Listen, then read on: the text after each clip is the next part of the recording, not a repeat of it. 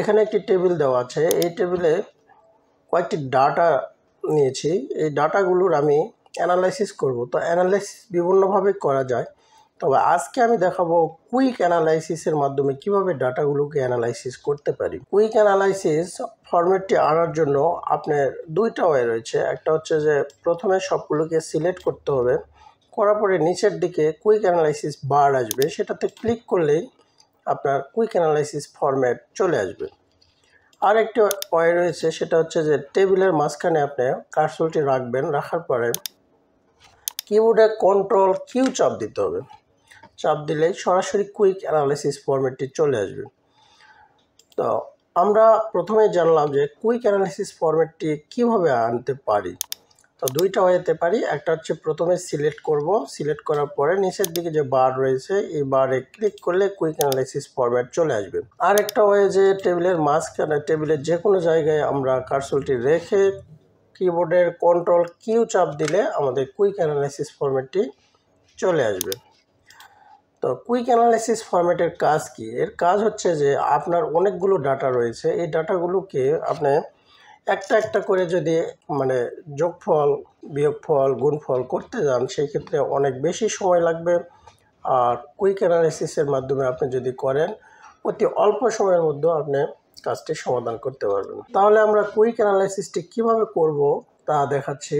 তাহলে কুইক অ্যানালাইসিসের কাজটা আমরা বুঝতে পারলাম যে আমরা অতি অল্প সময়ের মধ্যে বিভিন্ন ডাটাগুলোকে একসঙ্গে অতি তাড়াতাড়ি আমরা অ্যানালাইসিস করতে পারি। এই কুইক অ্যানালাইসিসের যে সুবিধাগুলো, সেটা হচ্ছে দেখেন যে অনেকগুলো ডাটা রয়েছে। এই ডাটাগুলোর মধ্যে আমরা যদি ডাটা বারে ক্লিক করি, তাহলে দেখেন এখানে আপনার কালারের মাধ্যমে ডাটার মানকে বোঝানো হচ্ছে। মান যত বেশি বারের লেন্থ তত বেশি, মান যত কম বারের লেন্থ তত কম।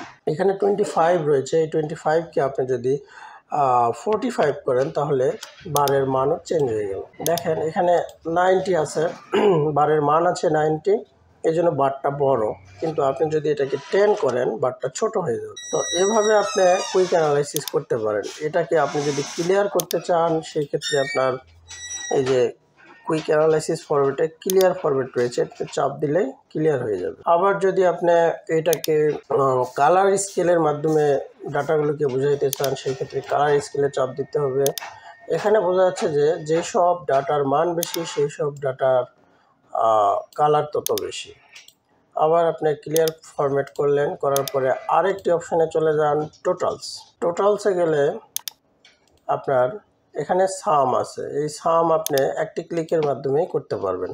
সবগুলো সাম চলে এসেছে, 3টা কলামের সাম একটি ক্লিকের মাধ্যমে চলে আসবে। আবার যদি আপনি কুইক অ্যানালাইসিস ফরম্যাটের মাধ্যমে অ্যাভারেজ করতে চান, তাহলে শুধুমাত্র এখানে চাপ দিলে সবগুলো অ্যাভারেজ হয়ে যাবে। তো সাম করতে পারলেন, অ্যাভারেজ করতে পারলেন, আরও অনেক কিছুই করতে পারবেন। সেটা হচ্ছে যে টোটালসে যাইতে হবে। টোটালসে যে আপনি কাউন্ট করতে পারবেন।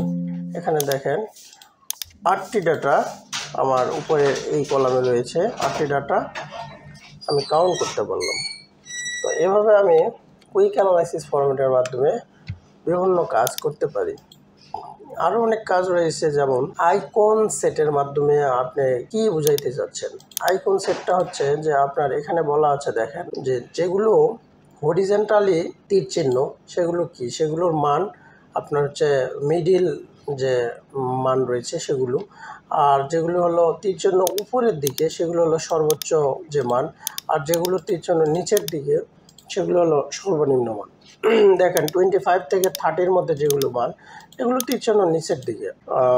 40 থেকে 50 যেগুলো মান, এগুলো তীর চিহ্ন হরিজেন্টালি, এবং যেগুলো মান সর্বোচ্চ, যেমন এই যে 90, এটা সর্বোচ্চ, তাই উপরের দিকে তীর চিহ্ন দেখাইছে। এখানে 10 রয়েছে, এর মান যদি আপনি চেঞ্জ করেন, দেখেন 80 করবো, তাহলে তীর চিহ্নটি উপরের দিকে উঠবে, এই যে উপরের দিকে উঠবে।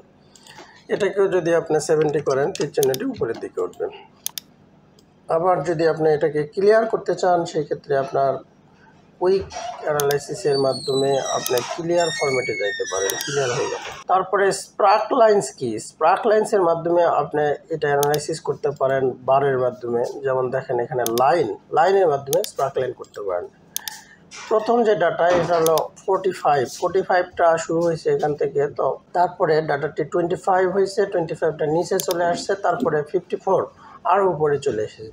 মানে ডাটাগুলোকে বারের মাধ্যমে আপনি বুঝাইতে চাচ্ছেন যে আপনার ডাটার ভ্যালু কেমন। তো এভাবে আপনি কুইক অ্যানালাইসিসের মাধ্যমে অনেকভাবে কাজ করতে পারেন। তো ভিডিওটি শেষ পর্যন্ত দেখার জন্য আপনাকে অসংখ্য ধন্যবাদ।